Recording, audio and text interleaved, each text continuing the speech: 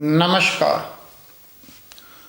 प्रिय साथियों, मेरा नाम है गंगाराम और आप देख रहे हैं हमारा खास कार्यक्रम ज्योतिष और समाधान। आज की चर्चा वृश्चिक राशि वाले जातकों के लिए 29 मार्च 2025 में शनिदेव राशि परिवर्तन करके मीन राशि में आ जाएंगे आपके 5वें घर में, जिसके लिए ज्योतिष शास्त्र फल दीपिका नाम की ये किताब है। पेज नंबर 298 पर लिखा है द्रविण सुत मति प्रच्युतिम, अर्थात जब शनि 5वें घर में आते हैं तो धन, पुत्र और बुद्धि इन तीनों की हानि होती है। तो अगले 2.5 साल तक आपको क्या बहुत बड़े स्तर पर सावधानियां बरतनी हैं और आखिरकार क्यों 5वें शनि बुद्धि और पुत्र की हानि करते हैं, इस पर परिचर्चा वृश्चिक राशि वालों के लिए वीडियो के लास्ट में उपाय बताऊंगा। लेकिन इससे पहले मैं विषय को आगे बढ़ाऊं, मैं आपको बता दूं ज्योतिष के द्वारा अपनी समस्त प्रकार की समस्याओं के समाधान के लिए बहुत अच्छी श्रेणी के राशि रत्न खरीदने के लिए आप सीधे मुझे फ़ोन कॉल या व्हाट्सएप कॉल कर सकते हैं। मेरा फ़ोन नंबर, मेरा व्हाट्सएप नंबर आपके सामने स्क्रीन पर है। चलिए विश्लेषण करते हैं, चर्चा में आगे बढ़ते हैं। वृश्चिक राशि जिसके स्वामी मंगल हैं, शनि और मंगल की शत्रुता है, तो शनि मंगल की जो राशियां हैं मेष और वृश्चिक, उनके लिए बहुत ज़्यादा पॉजिटिव तो कभी भी नहीं रहते। दूसरी बात, 5वें जब शनि आएंगे तो वहाँ से उनकी तीसरी दृष्टि आपके 7वें घर पर होगी, जो पत्नी का और व्यापार का घर माना जाता है। और पेट के निचले हिस्से में अगर पहले से ही कोई बीमारी वृश्चिक राशि वाले जातकों को है तो बिल्कुल अलर्ट मोड पे आ जाएं और उस बीमारी को जल्दी से जल्दी समाप्त करें, नहीं तो आने वाले 2.5 साल में आपके लिए भारी पड़ सकता है मामला। शनि की 7वीं दृष्टि 180 डिग्री पर आपके इनकम स्थान पर होगी, बुध की राशि पर होगी।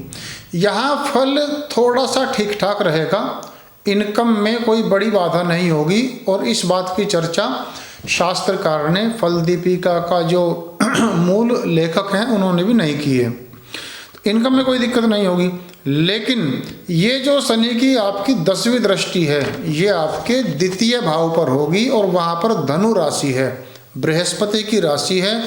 तो बहुत सीधी सीधी बात ये है कि शत्रु दृष्टि होने से दूसरे घर से संबंधित चीज़ों पर वृश्चिक राशि वालों को दिक्कतें आएंगी। 29 मार्च 2025 से लेकर के 3 जून 2027 तक एक तो अपनी वाणी पर कंट्रोल रखें, वाणी पर बड़ा कंट्रोल रखें, क्योंकि वाणी के द्वारा आप अपने शत्रुओं को कहीं ना कहीं बढ़ा सकते हैं और शत्रु आपके खिलाफ बड़ा षड्यंत्र यहाँ पर कर सकते हैं। कुटुंब से सहयोग नहीं मिलेगा, इस प्रकार का भी योग है। और चूँकि द्वितीय भाव संचित धन का होता है, इकट्ठा किए हुए पैसे का होता है, तो आपका जो संचित धन है, इकट्ठा किया हुआ पैसा है, वह किसी न किसी बहाने से आपने कहीं इन्वेस्ट कर दिया, शेयर मार्केट, कमोडिटी मार्केट और बहुत सारी चीज़ें हैं। देवता कुछ इस प्रकार का वातावरण पैदा करेंगे, कुछ इस प्रकार की बुद्धि आपकी हो जाएगी कि आप अपने पैसे को अपने हाथ से ही अपना खाता खाली कर दोगे और फिर रिटर्न होने में टाइम लगता है। और जब आदमी के पास पैसा नहीं होता वह अपना सर पीटता है अपना, दिक्कतें आती हैं, इधर उधर से मांगना पड़ता है, बहुत समस्याएं आती हैं। तो अपने संचित धन पर आंच ना आने दें, आंच बिल्कुल ना आने दें। तो वृश्चिक राशि वाले जातकों को ये 3 बड़ी समस्याएं आएंगी। द्रविण सुत मति प्रच्युतिम, अर्थात आपकी संतान पर भी आपको चोर नज़र बना करके रखनी है, उन पर ध्यान रखना है। दूसरा, अपनी वाणी पर नियंत्रण रखना है। तीसरा, अपनी डिसीजन पावर को बहुत संतुलित बना करके रखना है। अब आइए उपाय पर चलते हैं।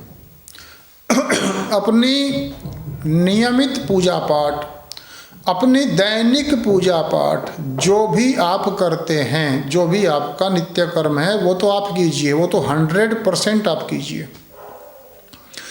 उसके उपरांत एक माला शुद्ध महामृत्युंजय मंत्र का जाप करने से आपकी ग्रह शांति होगी और आने वाली संभावित समस्याएं, नेगेटिविटी पूरी तरह सकारात्मकता में बदल जाएगी और शनि ग्रह से संबंधित उपाय आप अपने योग्य ज्योतिषी की सलाह से आप कहीं ना कहीं कर सकते हैं। और जहाँ तक रत्न की बात है तो इस टाइम पीरियड